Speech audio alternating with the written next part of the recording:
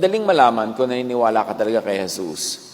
Nakakaramdam ka sa loob ng dibdib mo ng kalayaan, ng gaan, ng luwag, hindi ng hirap, hindi ng sikip, hindi ng sakal. Kayo lang, tayo lang, personal lang ang makakapagsabing, oo nga, naniniwala ako. Kasi nararamdaman ko yung kalayaan, yung luwag ng dibdib na sinasabi niya. Useless yung sabi ka na sabi, naniniwala ako, oo, naniniwala ako, pero eto ka ngayon, nabubuhay sa takot, nabubuhay sa guilt, nabubuhay sa hirap ng loob at dibdib. Paano yun? Sabi ni Jesus, fear not.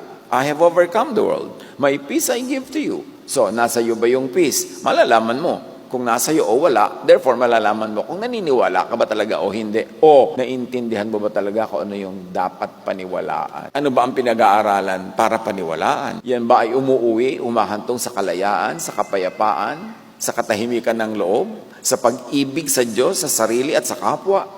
It is easy to tell.